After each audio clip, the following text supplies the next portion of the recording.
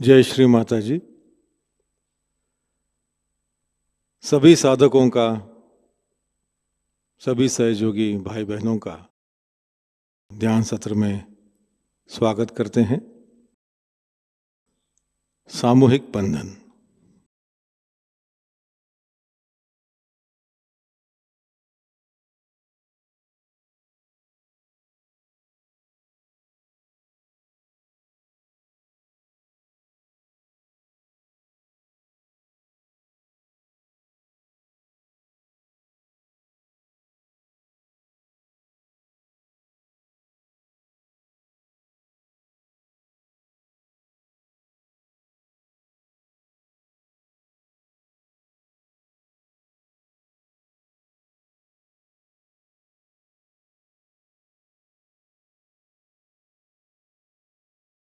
तीन महामंत्र और श्री गणेश मंत्र।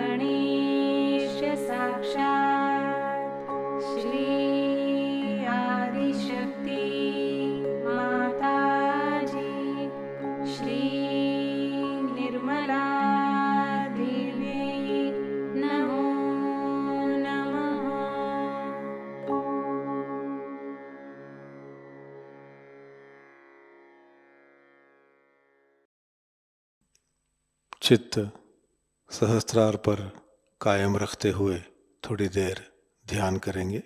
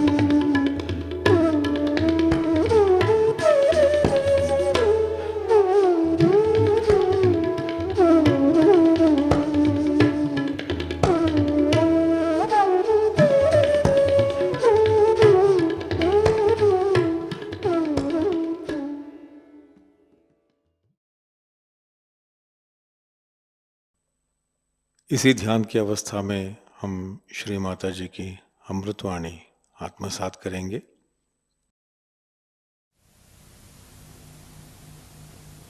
सिर्फ आखिरी 3 साल के लिए वापस गए और लोगों ने उन्हें क्रॉस पर टांग दिया।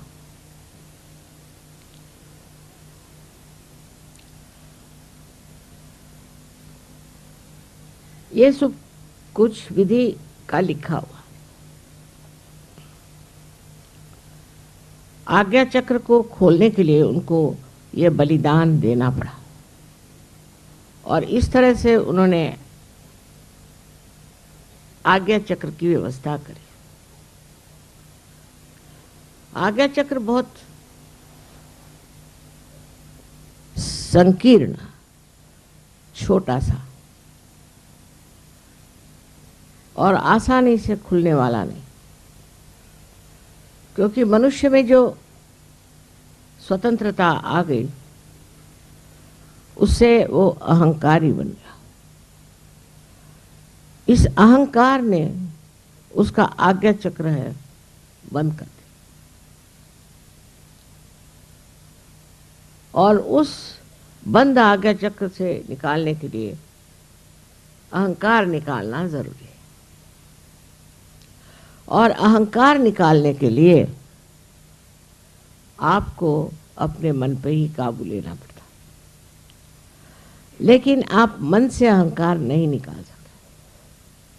जैसे ही आप मन से अहंकार निकालने का प्रयत्न करेंगे, वैसे ही मन बढ़ता जाएगा और अहंकार बढ़ता जाएगा। अहम करोति सा अहंकार, हम करें, इसका मतलब अगर हम अपने अहंकार को कम करने की कोशिश करें तो अहंकार बढ़ेगा, क्योंकि हम अहंकार से ही वही कोशिश करते। जो लोग ये सोचते हैं कि हम अपने अहंकार को दबा लेंगे, खाना कम खाएंगे, दुनिया भर के उपद्व्याप, एक पैर पे खड़े हैं तो कोई सर के बल खड़ा है, हर तरह के प्रयोग लोग करते हैं अपने अहंकार को नष्ट करने। लेकिन इससे अहंकार नष्ट नहीं होता, इससे बढ़ता है। उपवास करना, जप तप करना आदि सब चीजों से अहंकार बढ़ता है। हवन से भी अहंकार बढ़ता, क्योंकि अग्नि जो है वो राइट साइडेड है। जो कुछ भी हम कर्म कांड करते हैं, रिचुअल्स करते हैं, उससे अहंकार बढ़ता है। और मनुष्य सोचता है कि हम सब ठीक हैं। हजारों वर्ष से वही वही कर्मकांड करते रहते और उल्टा सीधा सब मामला जो भी सिखाया गया वही वो कर रहा है। इसीलिए सहयोग कर्मकांड के विरोध में कोई भी कर्मकांड करने की जरूरत नहीं।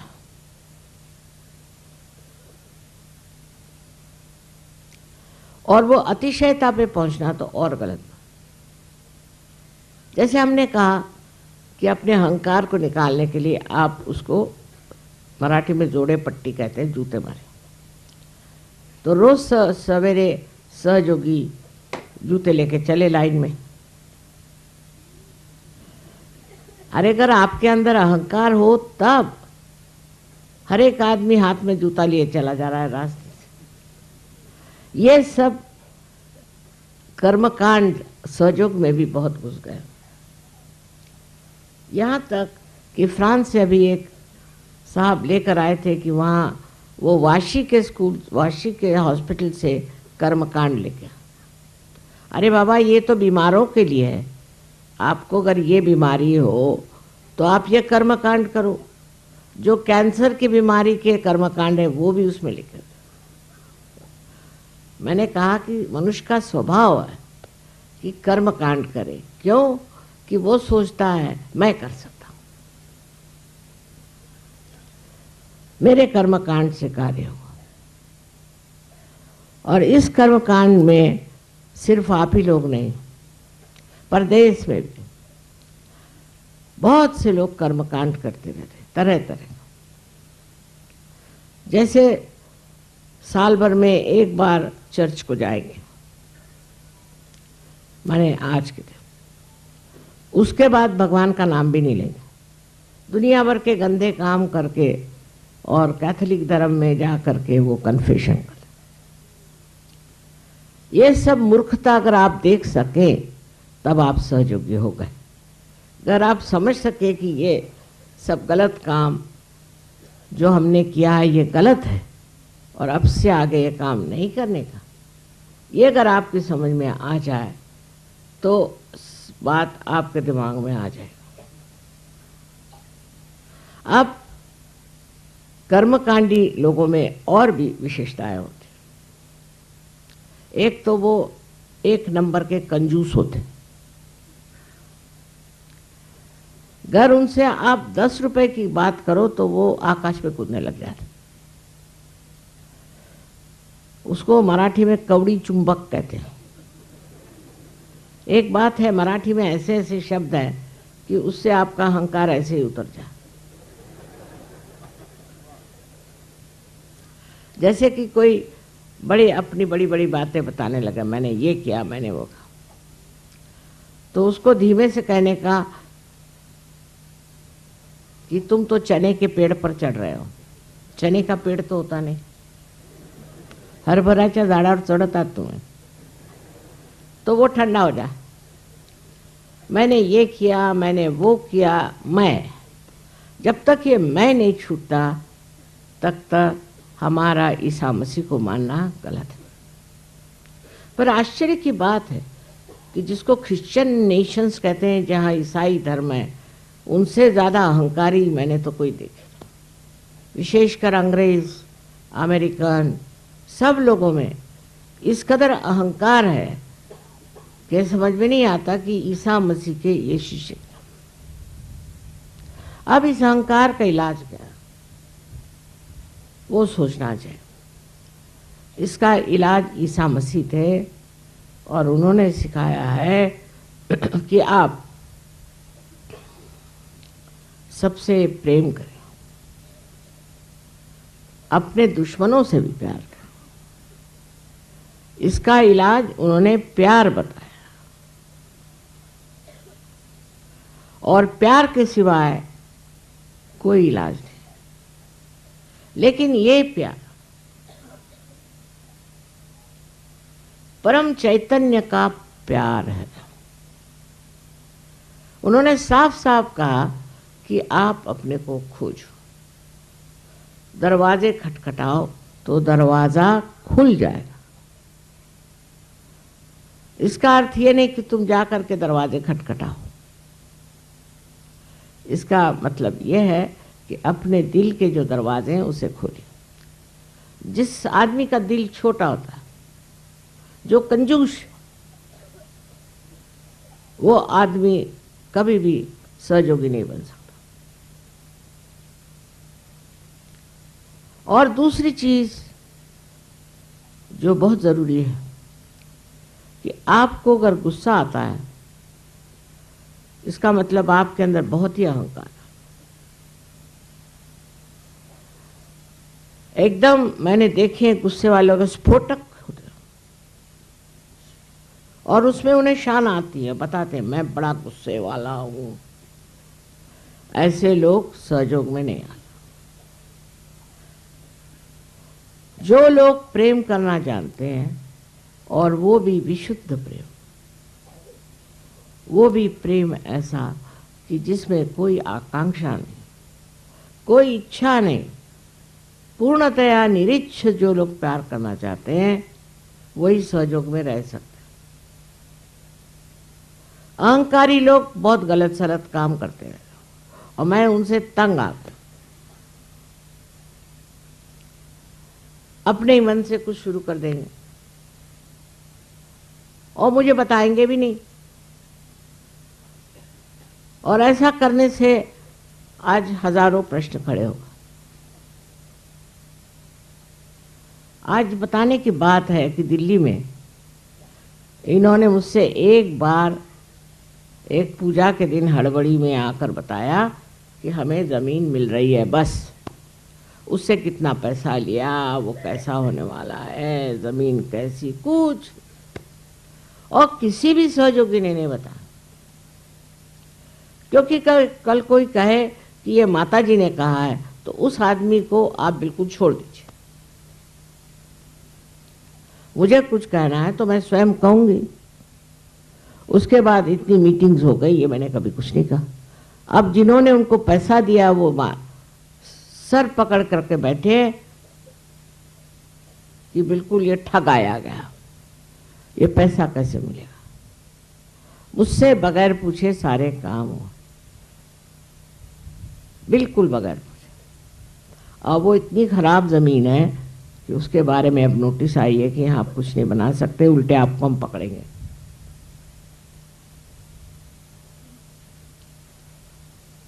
हर एक सहयोगी को अधिकार है कि मुझे आकर बताए और मुझसे पूछे। उन्होंने कोई सोसाइटी अपनी बना ली, हो गए पागल, तो जमीन मिल रही ना। इतनी खराब जमीन है कि वहां बताते हैं कि मुर्गी भी नहीं पाल सकते, तो सहयोगी हो क्या, मुर्गियों से भी गए बीते।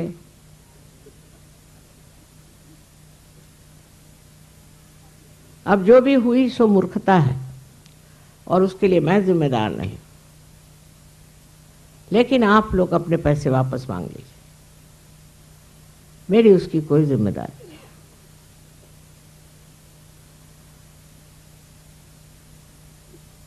ईसा मसीह ने तो यहां तक कहा था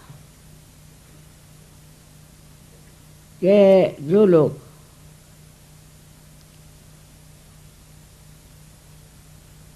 घर बांधते हैं, घर में रहते हैं, उनको पक्षियों को और देखना चाहिए।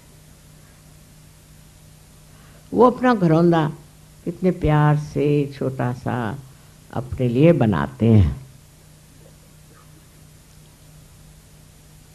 और जब वो अपना घर बनाते हैं तो उस घर बनाने में उनको बड़ा मजा आता है।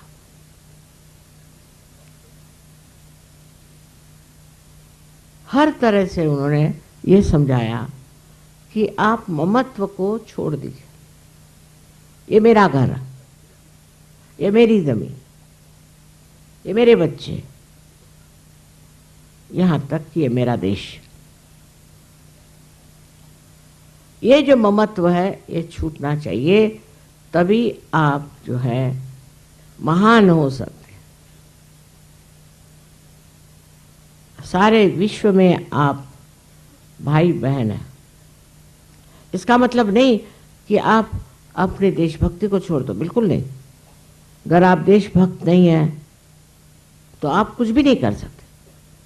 आप में देशभक्ति होनी ही चाहिए। लेकिन यही देशभक्त विश्वभक्त हो जाता है। अगर देशभक्ति नहीं है, जब बूंदी नहीं तो सागर कैसे बनेगा। तो प्रथम आपके अंदर देशभक्ति है कि नहीं, इसको पहले देखिए। आप देश के विरोध में कर कार्य कर रहे हैं तो आप देशभक्त हैं। ईसा मसीह को वापस जाने की कोई ज़रूरत नहीं थी। उन्होंने कहा भी था कि वहाँ सब ऐसे लोग रहते हैं जिनको सिर्फ मल की इच्छा है, म्लेच्छ है। लेकिन शालिवाहन ने उनसे कहा नहीं नहीं, तुम जाओ और को निर्मल तत्वम सिखाओ।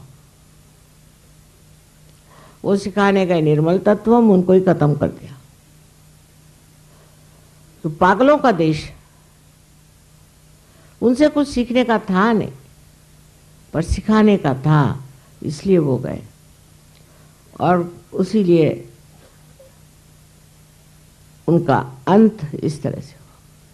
बस समझदारी और क्षमा, क्षमा ही मंत्र है जिससे आज्ञा चक्र छूट सकता। अगर आपको किसी के प्रति कोई सी भी गलतफहमी है, किसी के प्रति आपको द्वेष है या किसी के भी प्रति हिंसा की वृत्ति है, तो आपका आज्ञा ठीक नहीं हो सकता। जो भी आपको करना है वो प्रेम के द्वारा। आपको किसी को कहना भी है तो इसलिए कहना है कि उसका जीवन निर्मल हो जाए। अब ऐसा मत है नहीं कि आपने बच्चों को खराब करे। बच्चों को पूरी तरह से आपको डिसिप्लिन में लाना चाहिए।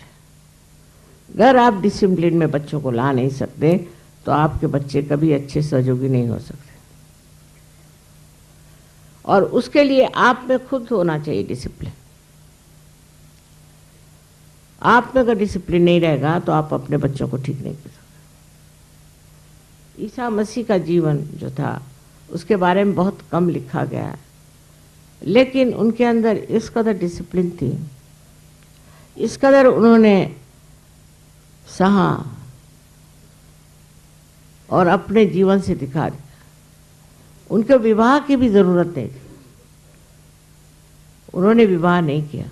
इसका ये मतलब नहीं कि वो विवाह के विरोध में थे। ऐसी गलतफहमी करके लोग बैठे हुए हैं कि विवाह के विरोध में, और इसीलिए इन्होंने ये बनाई हुई है औरतें जिनको नन्स कहते हैं, उनकी शादी ईसा मसीह से करते हैं। वो साक्षात गणेश, उससे कैसे शादी कर सकते? उसके अलावा आदमियों को भी शादी नहीं करना, इस तरह के अनैसर्गिक बातें सिखा दी। उससे वो सबको अपने कब्जे में रख सकते हैं, कंट्रोल कर सकते हैं, पर उससे ईसाई नहीं हो सकता। इस तरह के कृत्रिम बंधन अपने ऊपर डाल लेने से आज ईसाई धर्म डूब रहा है।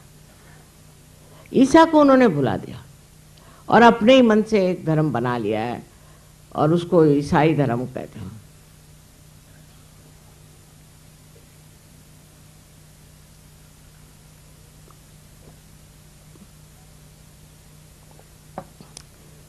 आजकल का ईसाई धर्म ईसा के नाम पे कलंक सा लगता है, क्योंकि मेरा जन्म ही इस धर्म में हुआ और मैंने इनकी सारी अंदरूनी बातें देख ली। उसी प्रकार हिंदू धर्म की बात, हिंदू धर्म में आप सांप्रदायिक हो ही नहीं सकते,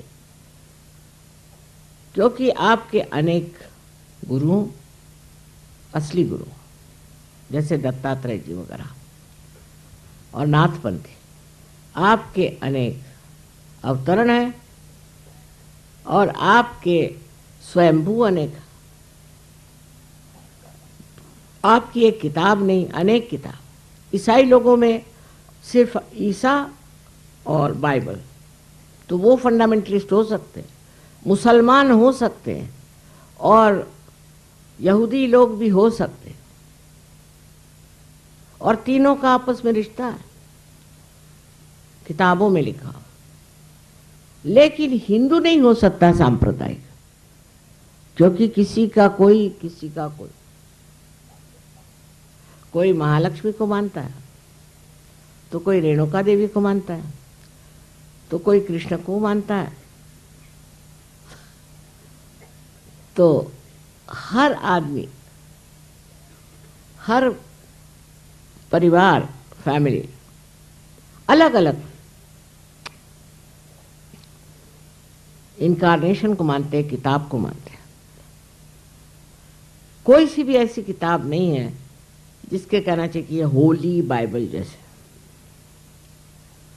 इसलिए सब धर्मों को एक हिंदू को चाहिए कि मान कर। मैंने देखा है कि मान करने की शक्ति हिंदुओं में सबसे ज़्यादा।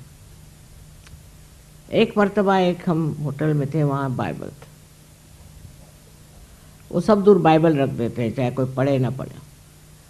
सो वो बाइबल नीचे गिर गया।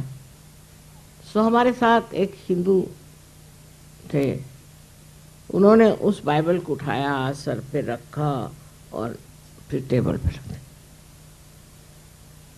कभी बाइबल को पैर से नहीं छुएंगे, कभी नहीं।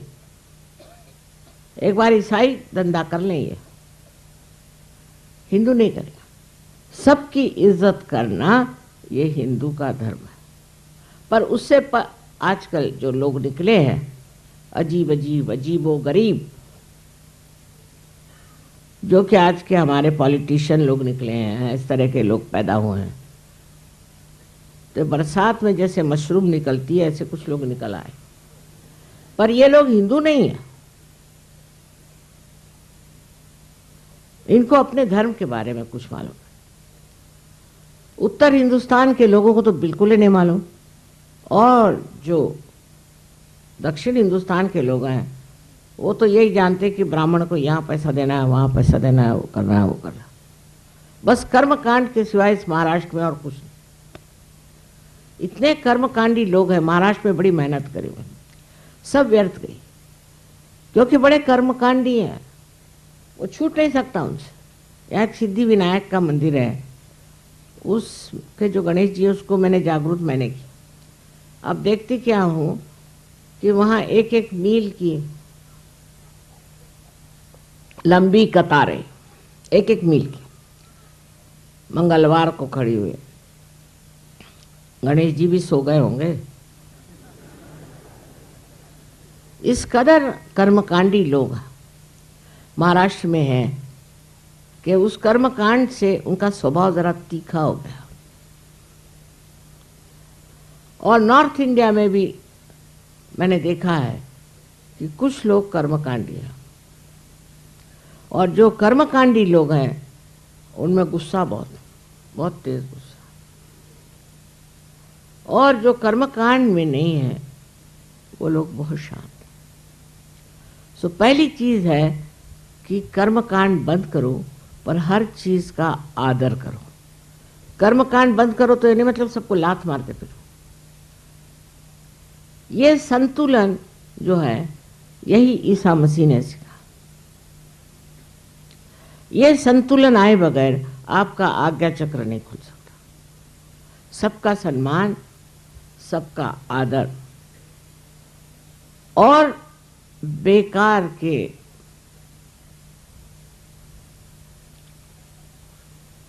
कर्मकांड जिसमें गलत लोग पनप रहे हैं।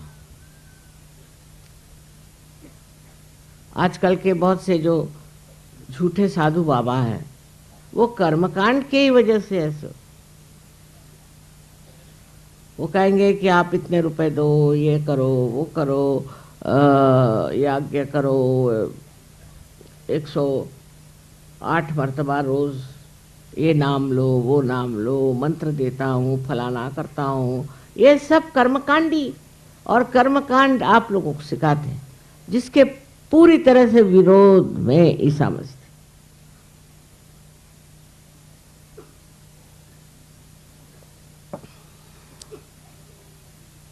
क्योंकि वो जानते थे कर्मकांड करने से आदमी अहंकारी हो जाए, और इस अहंकार को तोड़ने के लिए उन्होंने कर्मकांड को एकदम मना किया था।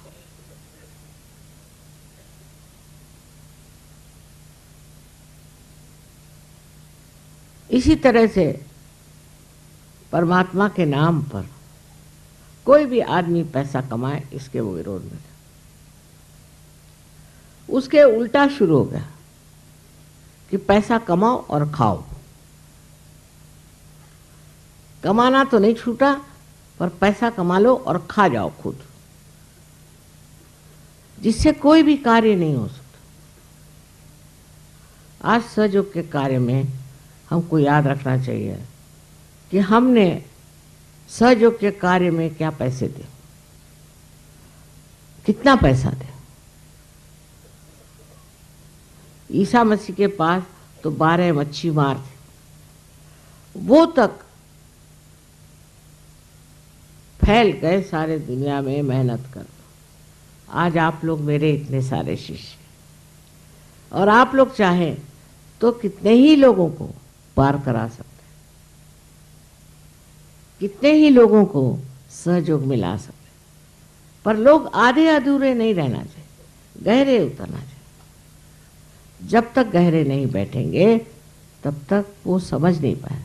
और उसके लिए सबसे बड़ी चीज़ है कि हम उनको कितना प्यार देते हैं और वो कितना प्यार दूसरों को देते हैं। कोई भी आदमी अगर सहयोग में लीडर होता है तो उसको पहले याद रखना चाहिए कि ईसा मसीह ने जो दीन दी है कि आप सबसे प्यार करो। वो मैं कर रहा हूं क्या? मैं सब पे रोब दाब झाड़ता हूं, मैं सबको ठिकाने लगाता हूं, सबके ऊपर आंखें निकालता हूं। ये अहंकार बहुत सहयोग के विरोध में ही नहीं है, पर उसका नाश करने वाला है। जिस आदमी में भी अहंकार हो वो उसको कम करे और उसकी जगह प्यार से भरे, तो जीवन जो है सुखमय हो जाएगा, जीवन सुंदर हो जाएगा। अगर आपको प्यार करना आता नहीं तो थोड़े दिन आप सहयोग से बाहर रहें, पहले अपने हृदय के दरवाजे खोलें, उसी की शक्ति से सहयोग फैलेगा। बात यह है जो लोग सहयोग फैलाते हैं उनमें प्यार की शक्ति कम, गुस्से की शक्ति ज्यादा, कभी नहीं फैलेगा। प्यार से बढ़ेगा और गुस्से से घटेगा और नष्ट हो जाएगा। जो ईसा मसीह की सीख है वो बहुत जरूरी है कि हम लोग समझ लें। I'm sorry I had to talk in Hindi language because most of the people are here Indians. Some of them are Marathis and others are from the North India. I was telling them about Christ. What was his power? His power was of love and not of anger, because he is the one who has crossed the most difficult center of Agya. Those people who have ego never realize they have ego. With their ego, they do all kinds of nonsensical things. Without asking me, they have done something in Delhi. Without asking me, they have done something in Russia. And it's so destructive to Sahajayoga that they don't realize what they have done is a crime which is punishable by all divine laws.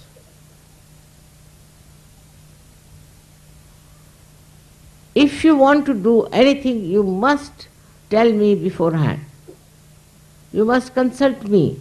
You must talk to me because I know what is happening. You don't know. If somebody wants to cheat you, then how will you know? If you were so sensitive, you would find out. You would have asked me, Mother, what should we do? At least ask me. This is the main thing missing among Sahajogis now, that we have a kind of a very subtle ego. If you make somebody a leader, it's very dangerous sometimes if the leader develops ego because of his wife. It's a very difficult thing. They can destroy Sahajayoga completely. Anything is possible. So before you do anything like that, you have to consult. I am still living and you can ask. You can write to me. You can telephone to me. At least I am there to tell you. But then you have to develop your balance and your love. That is only through this Parama Chaitanya. With this all-pervading power of divine love, you can develop that discretion, you can develop that special powers. Even if somebody telephones to me, immediately I know what's wrong with the person. I don't say that you can become like me, but at least you have vibrations to see. Also see your own vibrations. How are you moving? Put a paper on your hand and you'll see it will start shaking before my photograph. With this ego, you cannot go further. Why did you come to Sahajayoga? You came here not to become some sort of a leader or some sort of a king, but you came here to become a great guru. As you asked me, Guru Pada Dijiye. For that you have to have in Sahajayoga a complete humility, natural humility, natural balance. This is what Christ has taught us.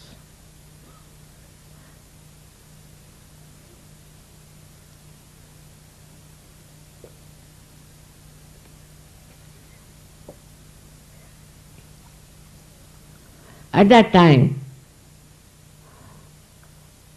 I don't think people had that much ego. Ego is a modern present to you. People get ego out of anything. For example, I met one lady once and found her ego very bad. Said, what's the matter with her? So I asked my daughters, what does she do? They said, Mummy, she knows how to make dolls. For that she had ego. What is so great than to be a good Sahajayoga? You may be the king, you may be anything. Now you see the prime ministers and all of them going to jail. What are they compared to you? They have no balance. They have no sense. What makes you a separate individuals, higher people? Because you have no ego. Now people try to remove their ego. There are two types. So they will go on beating themselves with shoes. All kinds of ritualistic things they do to remove their ego. But all this you do with your mind. Whatever you do with your mind will give you ego only. They become ascetic. They are the greatest egoist. I must say Hitler was the greatest ascetic. With his asceticism he became Hitler. If you want to become Hitler, you become ascetic. In Sahajayoga you are not allowed at all this asceticism.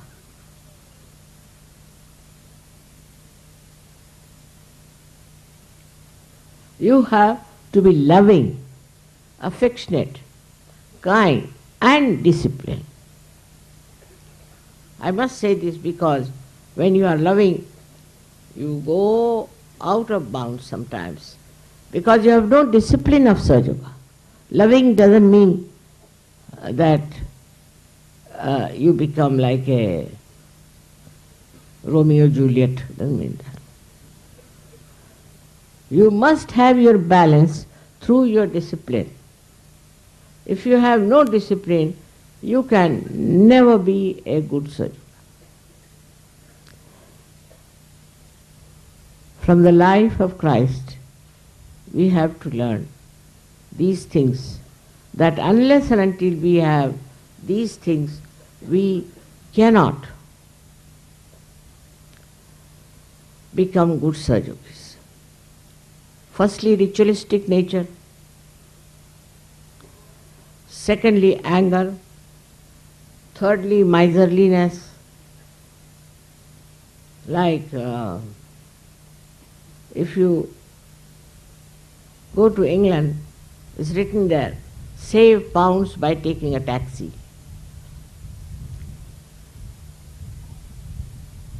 This is what it is. Miserliness. Where can we save money? Mother, can you give concession? It's not some sort of a business I am doing here. If you make it half price, so many will come. I am not using your money. I am using it for your buildings. All this, I have got it, of course, my money also, and your money. So many things I have done. The whole of Vashi, the whole of ashram, in Delhi, 2 ashrams, then the whole of school, and also land in Pune and other places. Now in Pune they want me to pay the land, to pay for everything, and Pune people are the known Maharashtrians to be great, miserly, conjuice people. Even for their own ashram, they would like me to pay for everything. And they nicely go and sing bhajans nicely. See, they are good musicians, that's what they are. But very, very miserly people.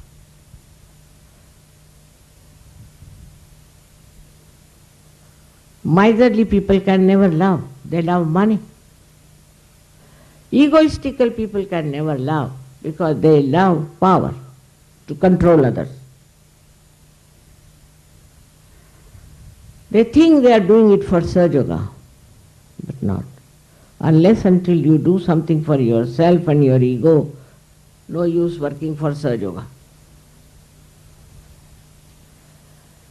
Look at Christ. He took birth in a very humble abode. But he was the king. And he lived with the poor. And tried to save them. He saved the lepers. He saved so many people. There were 21 people were cured by him. Now Sahajayoga, I don't know how many thousands have been cured. But what is important is, if you are curing, you know that you are not curing. It is the divine power that is curing. You are not doing anything. It's best to be like that.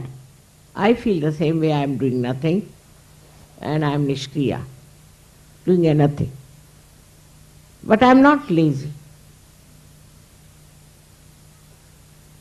You should be active, but all your activity should come from the divine power of love. First of all, you must extend your hands for love. You extend your heart, extend your money, house, everything for love. Now if your wife doesn't allow others to come in the house, throw her out of the house, I don't mean. Teach her how to be kind and generous. The other way round for the husband. It's very important. You have to be generous. You have to be kind. You have to be loving and sweet to others. Christ only once went into temple, which he had a right to do that, when he saw people selling things in the temple. Same thing we have here. And if you don't go and buy anything from them, they'll be lost. But you only go and buy things from them because you have a habit of shopping. Anywhere people go, they must shop. It's a habit. Shopping they must do. They will not see the greenery, the beauty of nature, nothing. When I went to so many countries, you see, I had to, with my husband, I had to go and see beautiful places like museums. I never used to shop. But when I have so many children, then I have to shop. So I would go for shops. But not the way that every place is for shopping. What is there to shop here when you have come here for your spiritual growth? In Mecca, do they have any shops? This is the holier than holy. Why should you go to these shops? I can't understand. I have told them not to have shops, but you people are the ones who encourage. Who encourage them to make money out of us? Nothing essential to buy there. Now you have come to the holy occasion here you have come for your worship. In our Mahalakshmi temple, there are people who are selling garlands and things for the ladies' hair. But they say it is for the goddess. And they buy there, all the people who are coming stupidly, and give it to the Brahmin in the temple. And the Brahmin sells it back at a lower price. And his garlands are, I don't know how many times, sold and bought and sold and bought because of the stupidity of the people who go there. If they have to take something, they should buy from outside, not at the place where you have come.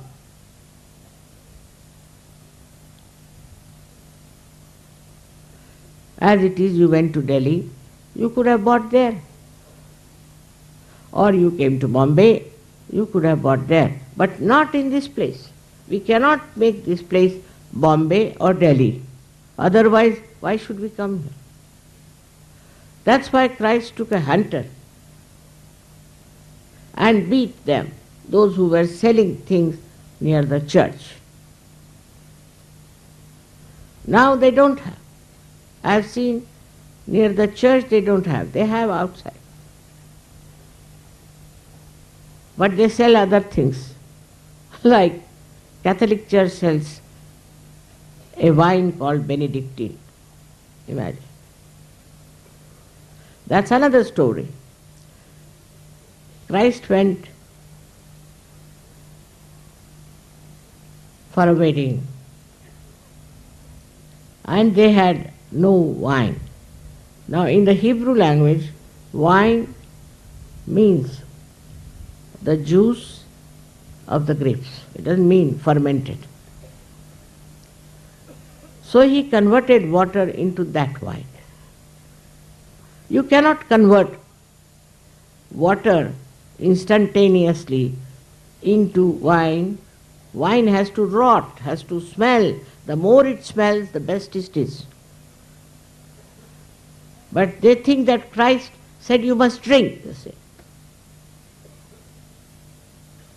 He never said that.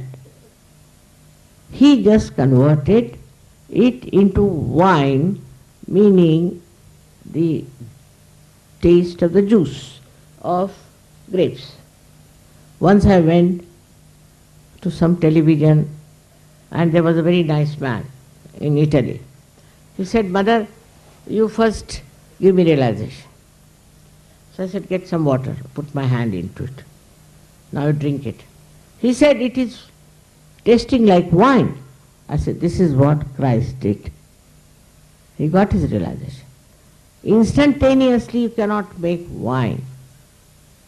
But if somebody dies, they will drink. If somebody is born, they will drink. At any cost, without drinking, they are not normal.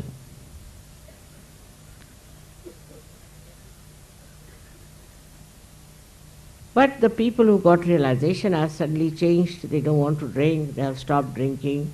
Their attention has become nice. The whole thing is changed. This is the transformation that has worked, of which Christ has talked, Muhammad Sahib has talked.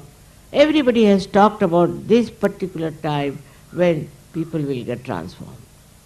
But even after transformation, you do not want to become what you have to be, for which you have come here. You will be left behind. There's a big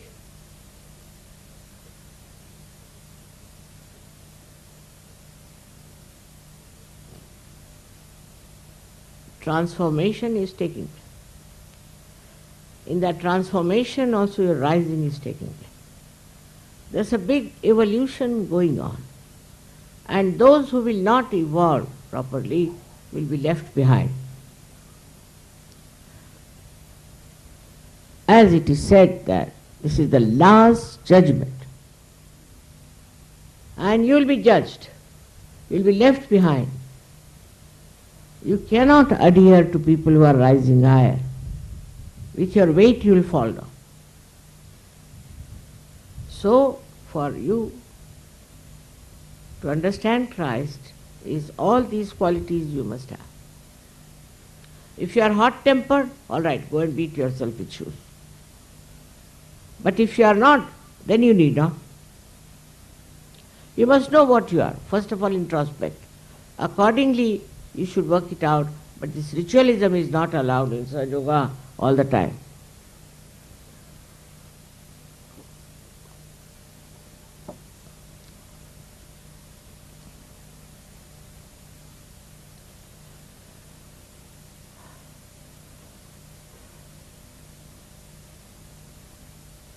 I would love all my children to be extremely loving and collective, not to denounce anybody for no rhyme and reason. And if you have to denounce, you should tell me. I know what is what. Without asking me, you should not measure up somebody and say, I have measured somebody. With what? What is your yardstick?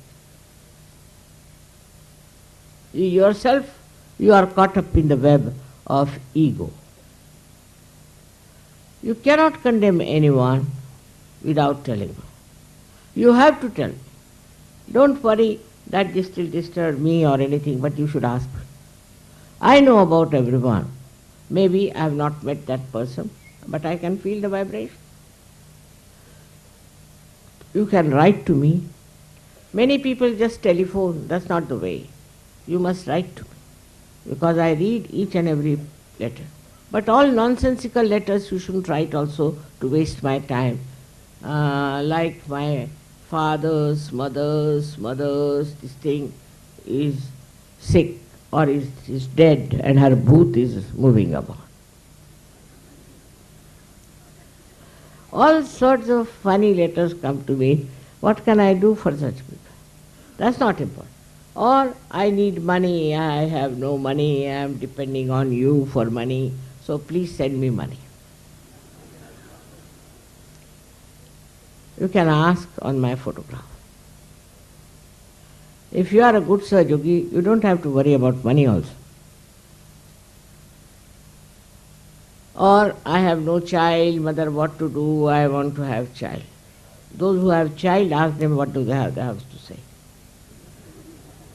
So many have got children after coming to Sahajayoga, but you must deserve it.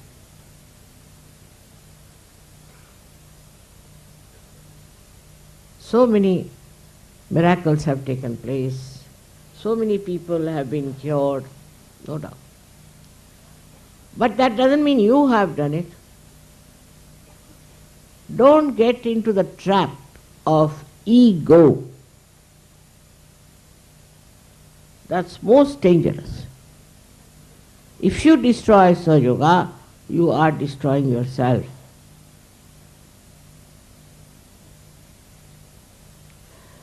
So, today you all have to promise in your heart. Put your hands to your heart and to say, Mother, will love, will spread your divine love, encompass the whole world, give realization to all the people, will not shout, will not be angry, will not do all kinds of rituals, but just surrender. Surrender our ego to you. Surrender it. Surrender your ego. All your problems can be solved, because as long as there is ego, this divine power doesn't take over. You may do anything. You are not connected. Your connection is missing. Christ is missing. He is no more there. To establish Him, first of all, you must show how you love. That doesn't mean that you love your wife, love your children, and love your house. You have to love everyone. Try to make everyone happy. That's why I like music, because through music you can spread vibrations. Very good media of spreading vibrations, of loving vibrations. But those who are musicians have to be loving people, not hot-tempered, not showing off, not thinking too much of themselves. All this will work very well if you understand that this divine power is so powerful.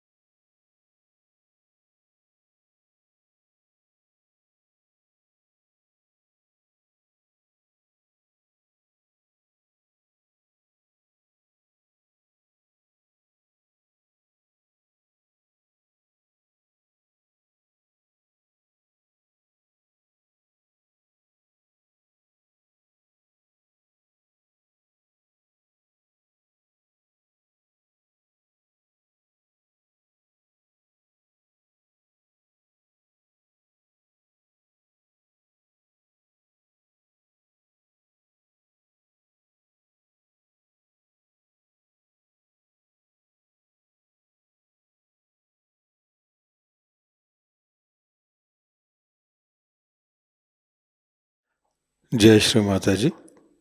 परम पूज्य श्री माता जी के पावन चरणों में प्रार्थना अर्पित करते हैं। परम पूज्य श्री माता जी कृपावंत होकर हमें ऐसी स्थिति प्रदान कीजिए कि हमारे हृदय में सभी के लिए प्रेम की भावना हो, क्षमा और करुणा की भावना हो। सभी के लिए हमारे हृदय में असीम प्रेम भर दीजिए। परम पूज्य श्री माता जी हमारे व्यक्तित्व से, हमारे जीवन से यही प्रेम परावर्तित हो और जो भी हमारे संपर्क में आए वे इसी प्रेम से आलोकित हो और आनंदित हो। ऐसी स्थिति कृपा कर हमें प्रदान कीजिए। परम पूज्य श्री माता जी संपूर्ण समर्पण की भावना आप कृपा कर हम में भर दीजिए। तव पाद पद्मी माता सर्वम समर्पयामि, इस तरह की स्थिति कृपावंत होकर आप हमें प्रदान कीजिए। जय श्री माता जी। सामूहिक बंधन।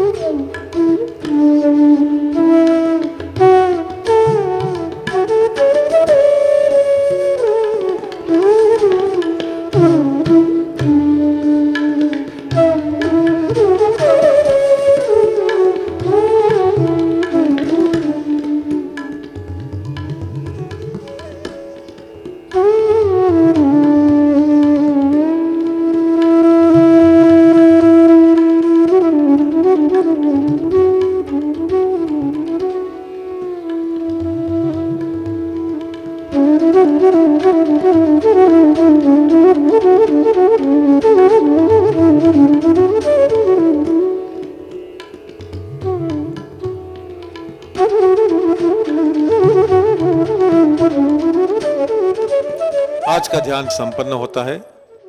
जय श्री माता जी।